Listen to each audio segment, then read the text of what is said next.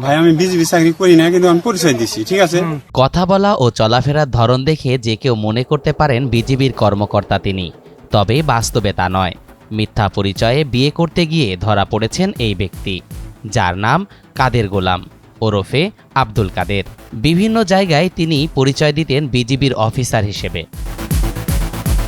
এবার মিথ্যা পরিচয়ে নওগাঁর পত্নীতলায় এক নারীর সঙ্গে প্রেমের সম্পর্ক গড়ে তোলেন তিনি। পরে বিয়ের জন্য পৌঁছে যান পত্নীতলায়। বিজিবির অফিসার রিগান পরিচয়ে বিয়ে করতে গেলে শেষ পর্যন্ত ধরা পড়ে যান।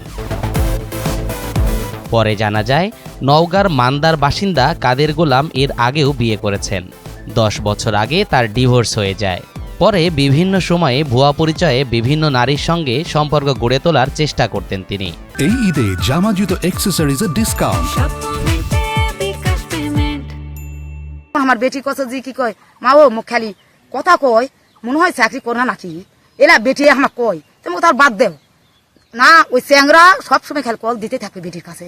সেখন আমি কি করবো, তাহলে যাচাই করি কথাটা যাই দেখছ জি না ওই চাকরি করে না, ছবি যেমনি দেখাচ্ছে কেউ চিনতে পারছে না। 18 বছর বয়সে একটা মেয়ে, একটা তরুণীকে বিয়ের প্রলোভন দেখিয়ে বিভিন্ন সময় সামাজিক যোগাযোগ মাধ্যমে তাকে বিরক্ত করে এবং প্রায় 1 বছর ধরে তার সাথে যোগাযোগ রাখার চেষ্টা করে এবং পরিচয় দেয় যে সে বিজিবির অফিসার।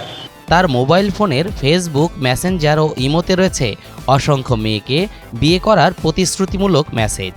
এই প্রতারক শুক্রবার বিকেলে সেজেগুজে এসেছিলেন বিয়ে করতে, কিন্তু শেষ পর্যন্ত গ্রামবাসীর কাছে ধরা খেয়ে অকপটে দোষ স্বীকার করে ক্ষমাও চাইলেন তিনি। আমার অন্যায় হয়ে গেছে, আমি মাপ চাচ্ছি।